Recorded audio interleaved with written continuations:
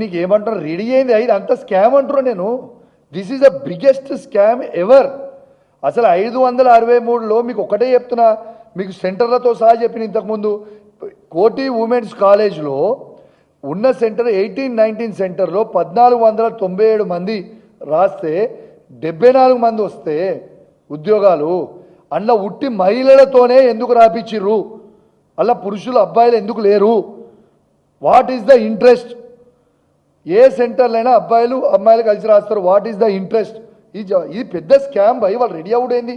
This is the scam. ఇది మొత్తం cancel చేయాలంటున్నాను నేను. ఇలా హాల్ టికెట్ నెంబర్ 470 to 471 చెప్పిన అందరికీ 654 మంది అందరికీ సేమ్ మార్క్స్ ఉంటాయి. అబ్బాయి ఎక్కడన్నా ఇంకొక హాల్ టికెట్ నెంబర్ చెప్పిన 201 నుంచి ఏదో చేంజ్ హాల్ టికెట్ నెంబర్ చెప్పిన అది 702 మందికి సేమ్ మార్క్స్ ఉంటాయా? ఎట్లా వస్తాయి సేమ్ మార్క్స్? ఒక్క మార్కు తప్పు లేకుండా సేమ్ మార్క్స్ ఉంటాయా? అది ఎట్లా సాధ్యము?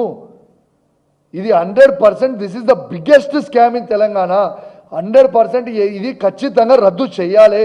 దీని మీద జ్యుడిషియరీ ఎంక్వైరీ అయినా చేయాలి, లేకుంటే సిబిఐ ఎంక్వైరీ అయినా చేయాలి.